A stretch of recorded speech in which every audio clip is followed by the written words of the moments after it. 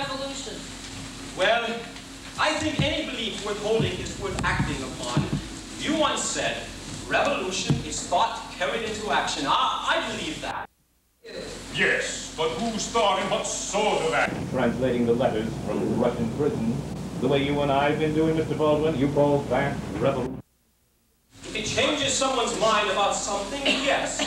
The two of you influence more minds than you may be aware of. People listen to you, because what you say is usually damn good sense, and it fits squarely into the American tradition of heresy, which I'm rather proud of. I don't give a damn about that. Oh, hush, son. I suppose believing in revolution today is a little like believing in God, which I never did believe in, or any patriarchal authority. No, just matriarch.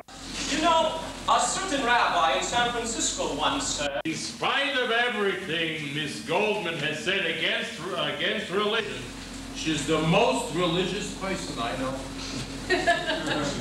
It's true. I was born and brought up Jewish. I once saw a Russian beating a servant. It revolted me so much I wanted to commit murder, just like Moses did, or Judas. Is that race or religion, Roger? Christian America's immigration form seems to have no place for religion. Only race. Says something about priorities, doesn't it? it says that all religions are equal and worthy of respect. And races? Well, that's the next. I agree with you, Roger. I think Jews have a lot to be proud of, culturally speaking. But I'm also sure that as soon as they have their own state, they'll become just as reactionary as the rest of the world. You know what hurt me most of all? The actions of the religious establishment. My father was thrown out of his synagogue in Rochester because of what was being said about me. Sure, they felt uncomfortable about having Emma Goldman's father in their midst. What else could you expect from good Americans? You had supposedly inspired the assassination of President McKinley by that poor Polish immigrant, Leon Czolgosz. All right, Czolgosz, have you ever taken any obligation or sworn any oath to kill anybody? You have, haven't you? No, sir. Get up and speak. Haven't you done that? No, sir. You say you're an anarchist.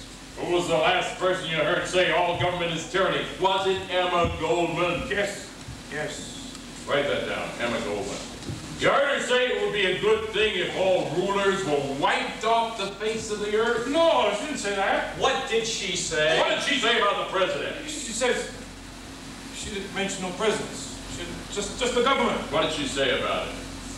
She said she didn't believe it. And that all those who supported the government ought to be destroyed. Did she believe in that? No. She didn't say they ought to be destroyed. You wanted to help her in her work and thought this was the best way to do it. It was your idea, wasn't it? Or if you had any other idea, tell us what it was. Tell me to do it. No, of course I didn't tell him to do anything of the kind. But the police and the newspapers persisted. Calling Czolgosz my follower anyway, and announced a hunt for me. I went to Chicago and turned myself in, trying to explain why, while I could not condone the action, I refused to condemn it. I believe in man and woman and in humankind and in being kind and in being human. And I find it only human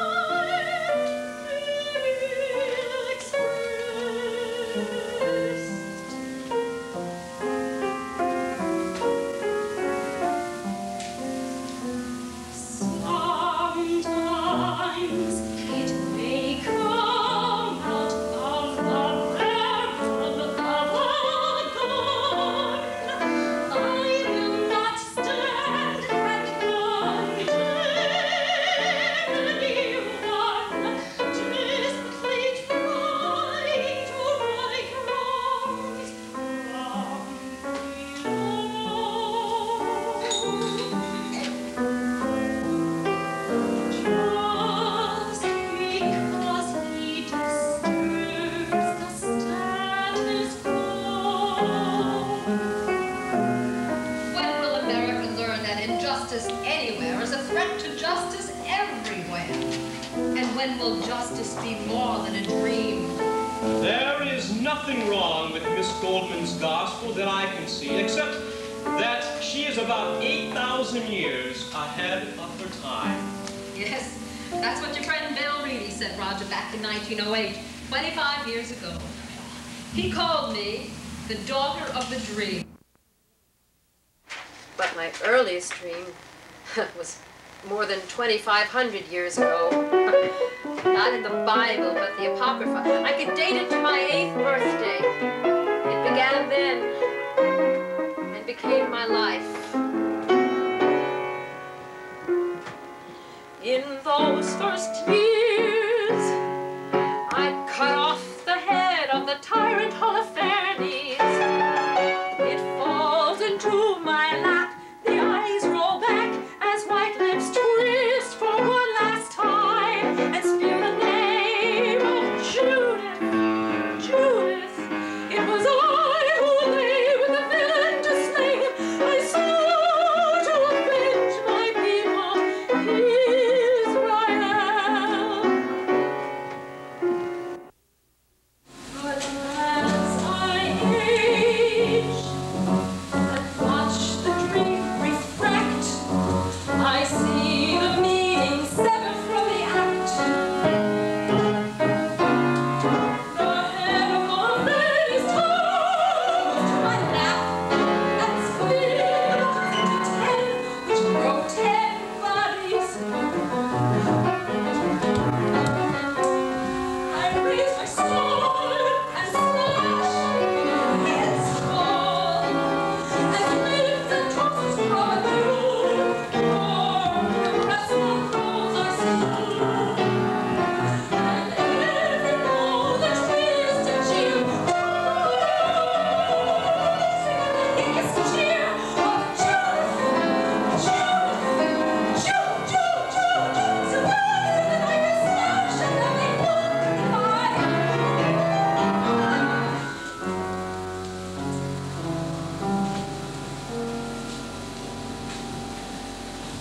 Of late I seem to have another dream for the multiple fold, one Judas to a few.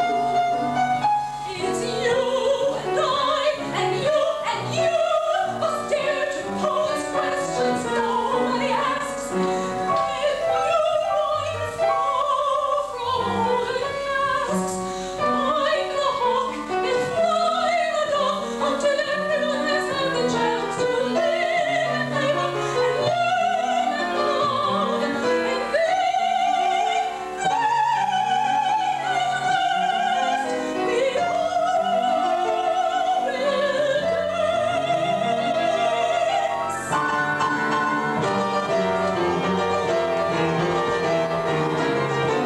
if I can't dance, it's not my revolution. If there's no time for fun, it comes me out.